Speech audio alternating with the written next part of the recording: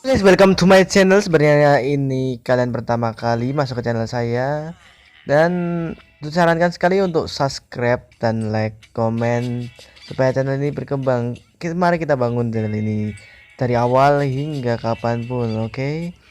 Dan kali ini aku akan membahas mengapa setan itu tidak terlihat ya. Setan atau jin yang biasa orang-orang disebut makhluk halus, oke? Dan mengapa tidak bisa terlihat? Marilah kita cek dan tonton video ini sampai habis. Oke, check it on.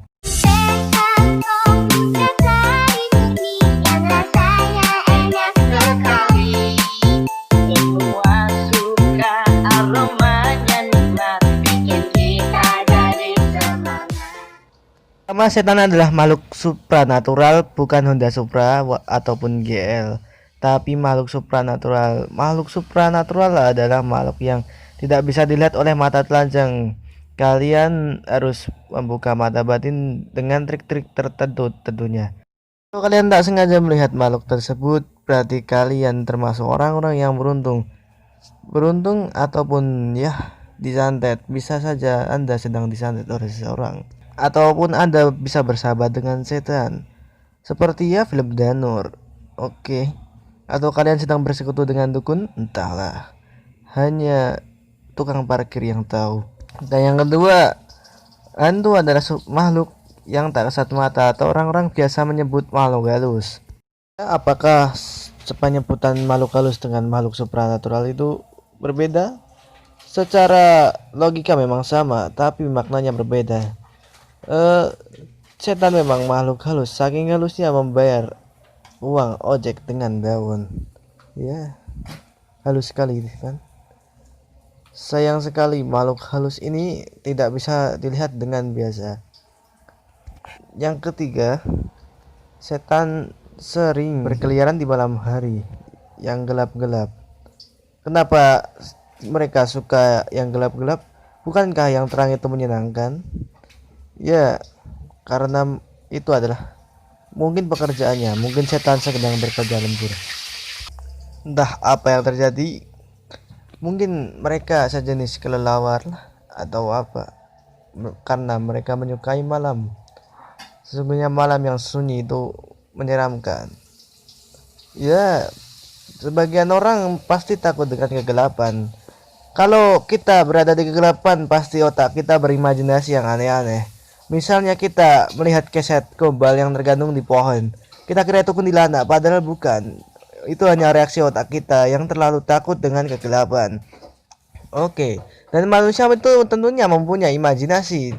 Tidak mungkin seorang manusia tidak mempunyai imajinasi walaupun dia sudah tua. Pasti manusia mempunyai satu imajinasi yang kuat di dalam otaknya. Karena gelap itu bisa memicu imajinasi. Begitu juga dengan di gurun. Di gurun itu tidak gelap, tapi bisa memunculkan fata morgana. Yang keempat, hantu itu punya dimensi sendiri. Ya, makhluk hidup tentunya punya dimensi sendiri-sendiri. Apakah makhluk di Mars itu ada? Entahlah, hanya Bang NASA yang tahu. Tapi kalau hantu itu memang ada, ya benar-benar ada.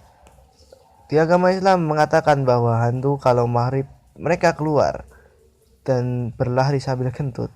Ya, ini menandakan bahwa hantu itu akan muncul ke dimensi kita saat maghrib. Orang-orang dulu mengatakan kalau hantu itu ya muncul sekitar maghrib sampai hampir subuh. Itu kepercayaan orang dulu-dulu. Kalau kalian mau percaya silakan, kalau ya tidak ya itu cuma mitos saja. Tapi ada kok hantu yang muncul di pagi-pagi hari maupun siang bolong. Yang terakhir, hantu sering diduga arwah yang gentayangan. Arwah, apa itu arwah? Ya, orang yang biasanya sudah mati yang akan bergentayangan, itulah arwah. Tapi apakah betul hantu itu terbuat dari arwah orang yang sudah mati? Entahlah. Tapi belum ada ilmuwan yang menjelaskan itu. Ilmuwan pun tak sanggup menjawabnya, apalagi guru kalian. Ini bisa terjadi? Itu terjadi begitu saja. Karena ada orang yang mengatakan bahwa hantu adalah arwah yang bergentayangan.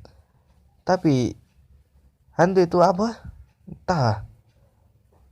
Kalau hantu memang arwah yang bergentayangan, kenapa kucing tetangga saya tidak bergentayangan? Apakah hanya arwah manusia yang bergentayangan? Apakah utang-utangnya di dunia belum lunas? Entahlah, saya juga tidak tahu mengenai perihal hantu. Yang ada otak saya dibuat bingung oleh hantu itu sendiri. Kadang-kadang muncul, kadang-kadang tidak. Kadang-kadang hanya suara, kadang-kadang ya menampakkan dirinya. Tapi menurut saya itu bukan diri aslinya. Masa ya ada makhluk yang mau dibuntel pakai kain kafan dan jalannya loncat-loncat setiap hari? Pasti pegel-pegel. Dan sekian pembahasan dariku tentang hantu. Dan bagi kalian yang tidak cocok untuk saran saya, silahkan komentar di bawah. Ya komentarnya jangan yang aneh-aneh ya. Dan sekian dulu pembahasannya. Saya pamit undur diri beserta tim jajaran YouTubeku. Dan sekian, terima kasih. Sampai jumpa di video selanjutnya. Semongko.